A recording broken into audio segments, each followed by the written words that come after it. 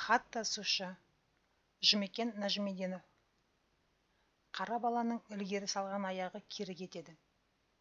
Еркіне қойса, аттап басқысы жоқ.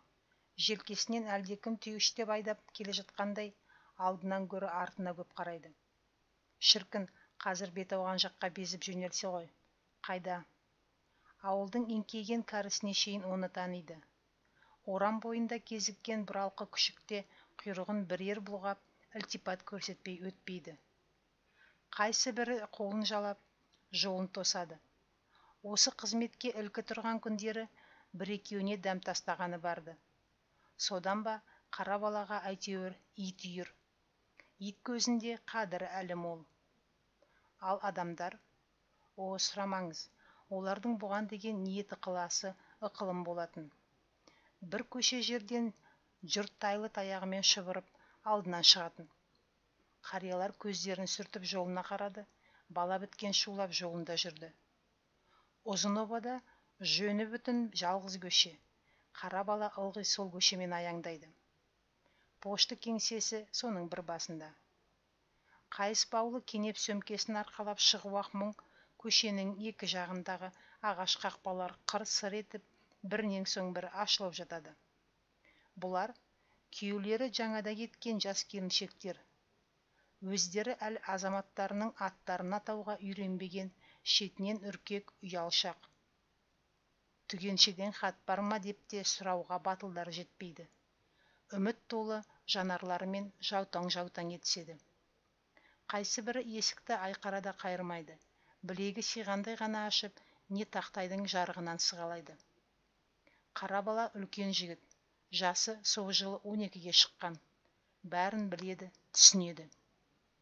Әлгіндей апа жеңгелерін шетінен қуантқысы, хаты сұңқысақ келеді. Бірақ жоғарғы жақ салақ, ұмытып кете ме, әлде ағалар жалқауланып жазбай қоя ма, әйтеуір хатты жеткізе алмайды. Сөмкесін қорбитып ақ алып шығады, бірақ көп үйдің есігі солай жартылай ашылған, көп сөздер сөйтіп жаутаңдаған күйі қалып қояды. Шіркін, хатты уыстап кеп шашар меді. Әр қолға төртеу-бесеуден, жоқ, одан да көп қып бір жарылқаса. Қара баланы жұрт бұдан да жақсы көрер еді-ау. Темірхат ілкіде осыны хаттың көбейгенін қатты аңсады. Көңілінде мұндай тілек тууының тағы бір себебі, кенеп сөмкеден үлес алмаған бір ауланың баласы өзімен селқос, тіпті ойнамай қоятын әлденеше рет байқаған. Ал сақаға таласып, не төбелесіп қалған баланың үйі алдынан әрине хат әкелмесе, өзі де әдейі қырланып, қырын қарап өтеді. Сен менімен таластың, немесе төбелестің, міне көр енді, саған хат бермеймін, өйткені мен сені ұнатпай қалдым дегенді бүкіл болмысымен ұқтырып бағады. Сөйтсе де, өңге балалар өзіне жақын, ешқайсысы шетке итермейді. Қайта әлгі бұнымен ренжіскен бейшараны сынап, іске жалғызсыз жасайды. Содан ұзын обаның бүкіл баласы бұнымен араздасудан қаймығады. Әлде масат құмар аңқау көкірекке солай сезілеме, қайткен күнде де қара баланың өз тұстастарынан гөрі беделді екені рас еді. Бүгінде қолтығында сол кенеп сөмке, бірақ осыдан 2 жыл бұрынғыдай емес, тым көңілсіз. Алдынан ақтарылып шығып жатқан жұртта көрінбейді. Кезіккен адам да ит те бұған бір-бір қарап қойып өтіп жатыр. Жер ауыр. Марттың соңғы аптасының батпағы өкшені сорып жібермейді. Қолтығындағы сөмке ішінде қара тас жатқандай көтертпейді. Хат 41 жылғыдан әлде қайда аз. Елдің газетке жазылуы одан да сирек. Қара бала да ондағыдан 2 жасқа өсті. Сөмке керісінше ауырлап барады, ауырлап барады. 2 жыл бұрынғыдан беделден де тұлдыр қалмаған. Келіншек атаулы теріс айналып өтеді. Үлкендер елемеген сыңай танытады. Балалар бір тобы оң қол жағындағы құрғақ қыраттау жерде шуақта ойнап отырған. Мұны көре сала асықтарын жалма-жан қалталарына тоғытып жіберіп, әрқайсысы өз қақпасына қарай тартты. Сенімен ойнамаймыз дейтін асық жанынан темір хат кеткен адам. Әйткенмен көрші балалардың осы қылығы жанына мықты батқан. Торыққаны сондай, бір сәт қолындағы кенеп сөмкені алып ұрып өртегісі келді. Бұл хат тасушының қара хабаршы атанған шағы еді. Қара батпақ сылпыта кешітіп, қара хабаршы көшенің оң қапталына өтті. Нақ осы минутта мұржасының жел жақ қырпуына таба төңкерген жапырақ балшық қыстаудың орамға шығар ауызғы есігі ашыла беріп қайта жабылды. Бұл жолы қара хабардың бағытын аңдыған ақ шашты ақсақ кемпір болатын. Ол ішкі табалдырықтан аттай бере, ауызғы бөлмеде ыдыс-аяқ жинастырып отырған келіншекке: «Ештеңе жоқ, қорықпа, үйдің тұсынан өтіп кетті» деп сымбырлады. Келіншек бір күрсініп орнынан тұрды. Босағада қара сандықтың үстіне жиналған жалғыз қатар жүктің о жер, бұ жерін түрткілеп, көрпе жастықтың артық бұрыштарын түзеген сінді. Сонсоң ілулі қара пальтоның жеңіне жұққан ақ кісті ортан саусағымен шертіп қойды. Көзінің астымен әлсін кемпірге жалтақтайды. Жаңағы ыдыс-аяқ жуған жердің төсенішін ұлпасы кетіп, сояуы қалған сыпырғыштың басымен бірер мәрте тырнап алды. Жаңбай қалған бір қысым қамыс тұқылын әрі қазандықтың көмейіне таман ысырап салды. Қара бала көшенің сол жағына қарай өткенде, оң қапталында тағы да бір есік жабылды. Есік иесі қолын бір сілкіп шырт түкірді. Ол манадан хат тасушының бағытын аңдып сырттай бақылап тұрған. Өз ауласына бұрылмайтынына көзі жеткен соң, ішкі табалдырықтан түңіле аттады. Кіре кешелі бері төсек тартып жатқан кемпіріне тиісті. «Кәпір, далада келгенде үйіңде біреу ыңырсып жатпасын ғой. Ондалайды да жатады, бір керім алып баратқан. Маған нағыл дейді, қасқа шіркін, ауруды Құдайдан тілеп алыппын ба?» деді кемпір. Шал үйдің бұрыш-бұрышын түрткілеп, тінтініп кетті. Назарына ілініп қолына түскен әр нәрсеге қас дұшпанның көзімен сынай, тыжырына көз тастайды. Дымды жанарына шалынғанның бірде-бірі жанына жақпайтын тәрізді. Келесі сәтте кемпір жатқан пеш жаққа жонын беріп тағы да бір күңк етті. Ауырған кісі не әрі не бері болушы еді. Жазған-ау, кеше ғана жаттым емес пе, бүгін өле салмадың дейсің бе? Ажалға да мұрша берсейші, асықпасаң тілегің болар. Болса екен сол. Қайтып келем-ау, көрсем-ау күніңді. Көретініңді қазір көріп ал, ол жақ кісі қайтармайды. Сенің осы тілің ғой түбіңе жетіп жүрген. Түбім қайда менің білсең айтсаш, өзімде түсіп көрейін. Пештің түбі жауап қатқан жоқ. Бір ыңырсып екінші жамбасын аударылып жатты. Шал жұпыны бөлмедегі азғана дүниелікті шетінен түгендеп шыққан. Ең басынан бастап қайыра кірісті. Босағаға ілінген жүген, жапайыл шылбыр, жаңа майланған қайыс таралғы. Әр қайсысын бір-бір ұстап, қысып, сипап өтеді. Ұзын тізгіннің бұралған жерін жазып қойды. Бірақ мұның бәрі жай көз алдау. Бәрі де қарттың негізгі пиғылынан бөлек, құр күйбең. Әр заттың қыртыс-қыртысынан анау пеш түбіндегі кісіге бататын бірдеңе іздейтін секілді. Әлсін соған бағыштап бірер ащы сөз тастайды. Анау тіс шарып ештең айтпайды. Қарсылығын, ренішін қимылмен білдіреді. Бірер мәрте ыңырсып ыңқылдайды. Не екінші бүйіріне аунап түседі. Қарттың белгілі екі айыр тілі жанды жерден дәл қадалады. Аурудың жазығы не, сондықтан оның сөз шығындағысы келмейді. Ал анау жиырыла уыттана түседі. Кемпірді әншейіндегісіндей бат-бұтата алмағандығына күйеді. Көз көре ашық айқасқа кәдуілгі шал ұрыс кемпір керіске шақырады. Кемпір сонда да үндемейді. Әншейінде бұл сықылды отбасы майданының дабылын алдымен қағатын лапылдақ байғұс бүгін басқа тәсілге көшкендей. Әлгінде шалының алғашқы сөзінен кейін біраз тықсырып тастауға барды, артынша айнып қалды. Себебі қарсы жақ үндемеген сайын шабуылшының жаны шырқырайтынын жақсы білетін. Бұл шындықты былтыр да, оның алдыңғы жылда, тіпті осыдан 10 жыл бұрында талай мойындаған. Тек ол бұл тәсілді қолданып ұстанып көрмеген. Өйткені көкірегі толы сөз. Соны ашудың ақ құйыны ұйтқытып кеп жібергенде өзіне ұстай алмай қалатын. Қарты болса, қырсықтың қырсығы емес пе? Кемпір бешараны бір нұқып шапшытып қояды да, мырс-мырс күліп, бір бүйірлеп қысайып алады.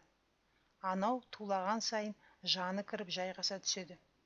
Өстіп, кәрі қосақтың талайдан есесі кетіп жүретін. Осы жолы қашанғысына бұрқырай жөнелмей, өз аузына өзі иелік еткеніне мықтап сүйсінді. Бәлем қалай екен, шырқырай түс. Кісіні от баспай секірту деген осылай болады. Бұған сен ойлағандай көп ақылдың қажеті жоқ, үндемеуге ғана шыда. Кемпір осылай түйіп іштей масаттанып жатыр. Қазір ол үлкендік естілік қылып, қарты не айтса да түсінуге, кешіруге дайынды. Қара шал зәлім емес пе? Ол кемпірдің осы пиғылын танып қойды. Дереу тілін тартып жөніне көшті. Кемпіріне қадаған улы сөздерінің орнына енді жалап жазбақ боп ортақ әңгімеге ауысты. Пеш түбіне науқастың басына келіп тізе бүкті. Сонсоң аурудың арық білегін алақанына алып, тамырың ылбып тұр ғой өзі деп күбірледі. Ауырған кісі сөйтпей қайтушы еді. Әлгі баласы құрғыр тағы да соқпай кетті. Соғар әлі, асықпасын. Шал кемпіріне кілт етіп, тағы да кіділене қарады. Үндемеді. Ол асау соқырлаутын. Күйеу балаларының үшеуі де бар. Ұзын құлақтан хат үзілмеген естіп отырады. Майдан жақтан жаманат естіп аузы күймеген. Өзіне қараған ағайын әзірге аман. Кенже інісі бар. Бір аяғын берсе де тірі оралды. Бір көшіп. Өз тәнінен жаралған жалғыз ұлының әскерге алынғанына 6 ай. Осыдан 1 жеті бұрын хат келген. Соңғы жұмада хабарсыз. Бүгінгі поштадан мықтап үміттеніп еді, қара бала бұрылмады. Кемпірінің әлгі сөзі жүрегін қарып кетті. Шалдың бұрын соңды ойламаған, ескермеген үрейлі бір жайын аңғартты. Қара баланың қара хабар әкелуде мүмкін екен ау. Бүкіл ауылдың қақ жартысын күңірентіп қойған соның кенеп сөмкесі емес пе? Шал осылай ойлағанда құлағы шыңылдап сала берді. Со баланың бұл үйге соқпағанына сүйінерін, не күйінерін білмей, бір сәт аңтарылып алды. Ендігі минутта кемпірінің қайдаған ойлайтынын қатыгез сұңғылалығын айыптады. Сен ақ жаман ойға үйірсің әйтеуір. Кім берді маған жақсыны, деді кемпір шынтақ таяна басын көтеріп. Жаман ой, жаман сөз, жақсысын қайдан алам? Алатын жерді білсең сілтеші, адаспай табайын. Құдайдың құтты күні қара сөз қағазына шейін қарайып кеткен заман ау мынау. Мен не, өз баламның сүйек пен еттен жаралғанын ұмытам бекен? Сенің құлағыңа жақпайды деп жағатын сөзді сен тауып айтшы, мен тыңдайын. Оқысын дедің де отырдың. Келін әперіп, жөргекті еске алмадық. Ал, не қыл дейсің маған? Өл десең өлейін. Кемпір уайымды сапырып ала жөнелді. Манадан зорлап буып ұстаған сөз аузын ашу мұң екен, бірақ тоғытылды. Қызып кеткені сонша ыңқылдауды да ұмытып кетті. Шал кемпірдің бетіне қадалған қалпы аңырайып отыр. Ананың неге бұлай таусылып сөйлейтінін түсіне алмайды. Ауру көкіректің байырғы сарғыш санасынан туған кірбің бе, мұнысы несі? Неге мұнша астарлайды? Бір білгені, шал орнынан атылып тұрмақты кеудіреп әрең көтерілді. Әлгінде ғана бойында тұнып жатқан күш қайраты кәрі буындар боп сықырлап, сынып түскен секілденді. Бірақ бұны өзі аңғарған жоқ. Баласына төнген қауіп қатер атауыны осы қазір ұстап түтіп жіберетіндей, тарамыс салалы қолдарын алға созып, бөлмеде әрлі-берлі теңселе бастады. Мұнысы өзіне дәрменсіздік емес, әлдекімге көрсетілген қарсылық құсап сезілді. Сонсоң сақалсыз тұқыл иегі дірілдеп, апыл-ғұпыл сөйлеп кетті. Жоқ, менің ұлым аман келу керек. Менен туған бала болса, ол сүйтеді. Сен қақпас, сандалмай жат, сандалмай. Неге мен үміт етпеймін? Менің балам 19-ға енді қарады. Ғұмырында біреудің алдын кескен жан емес, алғаны алғыс. Жоқ, ол қартайған әкесін қара жерге өз қолынан қояды. Құранын өзі шығартады. Мені біледі, әкесін ойлайды. Бар ақылымды айтып, өз қолымнан аттандырғанмын. Менің балам басқадан бөлек. Әкесін алжыған кемпірдің қажауына тастап ешқайда кетпейді. Қайтып қана аузыңа барады сенің. Жаман сөзді қалай қиып сөйлейсің сен? Қарт бір сәт тыйылып тосылып қойды. Жалғыз ұлдың қадір қасиеті, ата-анаға деген ниет пейілі мен пеш түбіндегі ауру кемпір айтқан қауіптің арасында байланыс шамалы. Қалған жұрт қазаға жамандығынан ұшырап жатыр ма?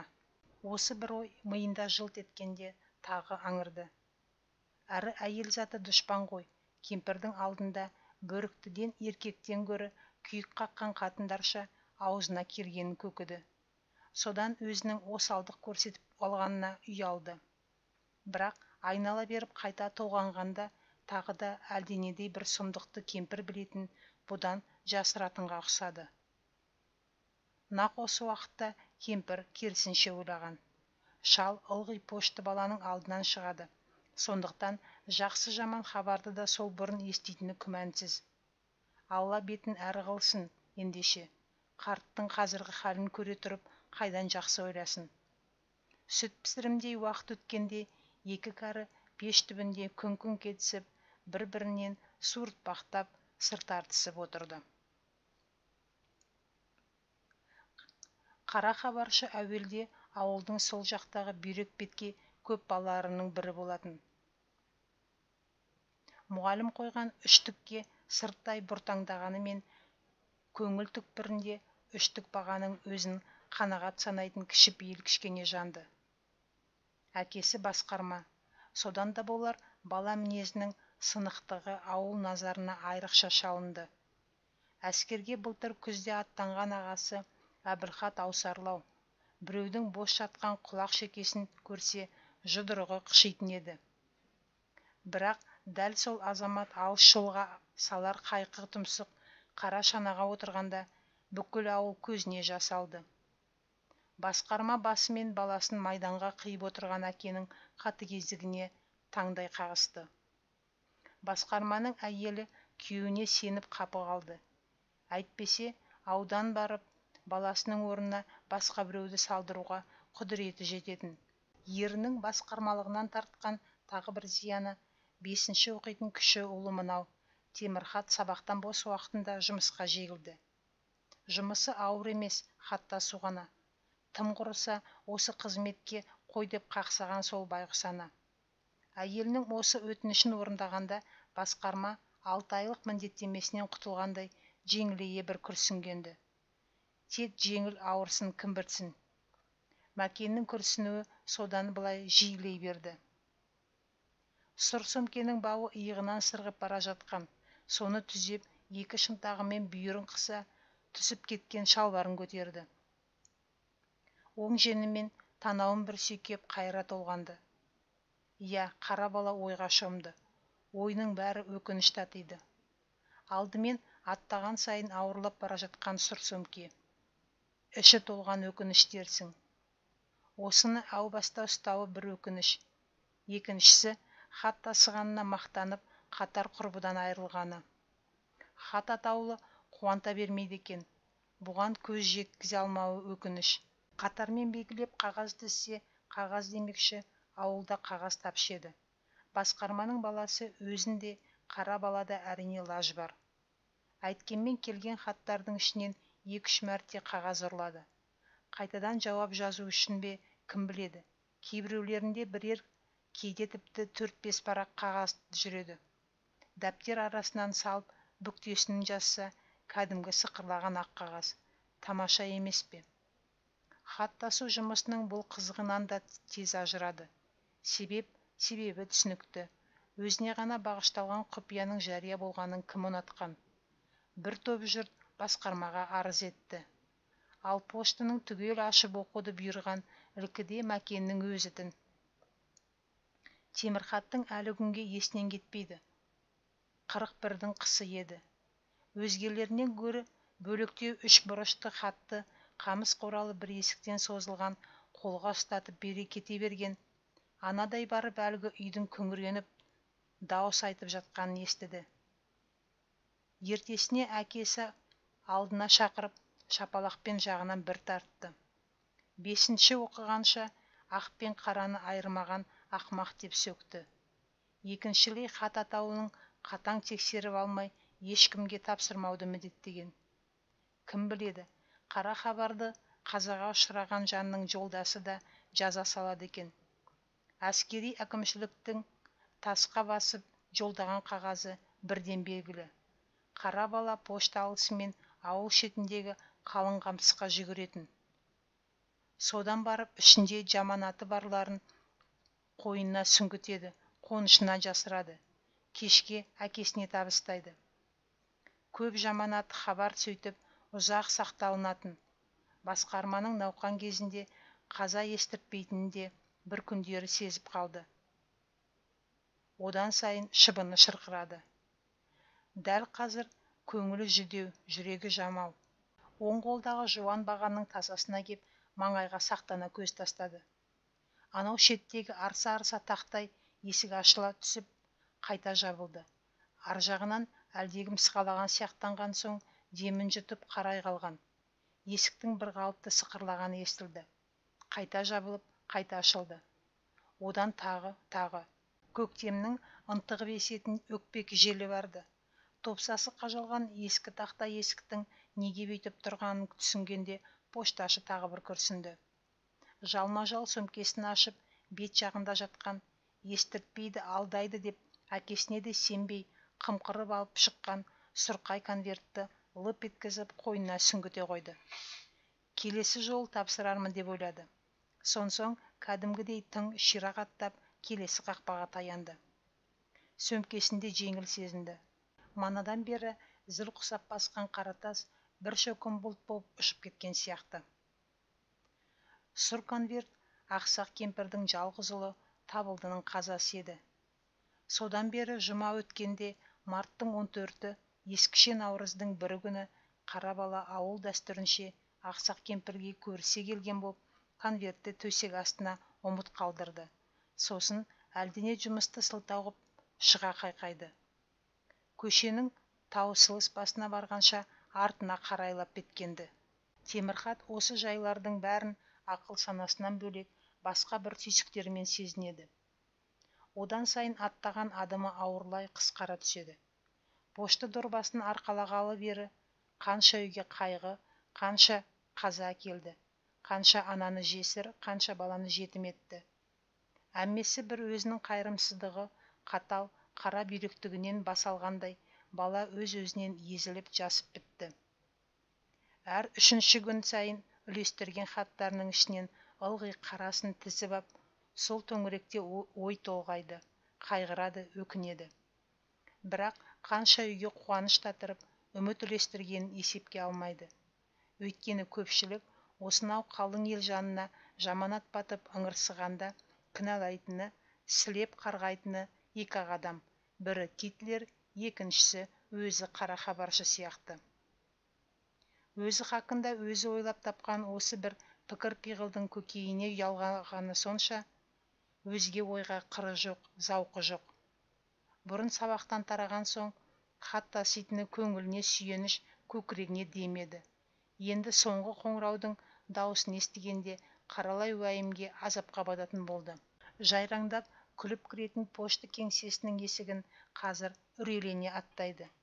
Кім не ұсынса үркіп ұстайды, айнала үргеліктене қарайды. Ондайда сөмкесіне уыстап салып жүргені кәдуілгі хат хабар емес, өлген кісілердің қу сүйектері секілді бір түрлі суып, тітіркеніп тұрады. Кез келген адамның бетіне тура қараудан тайқып, қылмысты жандай қыпың қағады. Тәйт десе, безе жөнелердей үркек, секемшіл. Осыған оның әсіресе соңғы әзірде тым жүдеп, күйреп кеткенін қосса, ботаника мұғалімінің тілімен айтқанда, болашағынан пәлендей үміт күту қиын бір бала өсіп келе жатыр еді. Темірхат іңір шайына да келмеді. Шешесі шыбын шіркей бір кіріп бір шыға берді. Жаңа көршіге барып қайтты. Орамда шілдік ойнап жүрген көп шуылдақ ұсақ балалардан сұрастырды. Ақыры әбден дағдырып үйге кіріп дастархан жайған. Шайдың соңына ала кірген ерін сары уайымды сапырып қарсы алды. Әлгі бала жоқ, сау емес ол. Айтпады деме, не өлікпе келгір сиыр сүзіп өлтірді, не ана ауылдың көлеган балалары ұрып кетті. Жә, қой, деді басқарма дастарханға еңкейе беріп. Бала емес пе жүргендағы? Әйелінің мінезі өзіне мәлім. Мәкең осылай басу айтқанмен аржағы қолқ ете қалды. Қара бала күн батқан соң үйден аттап шықпайтын. Пошта жұмысын мана бітіруге тиісті. Әншейінде анау-мынауға сес бермейтін, көңілі мықтап секемденді.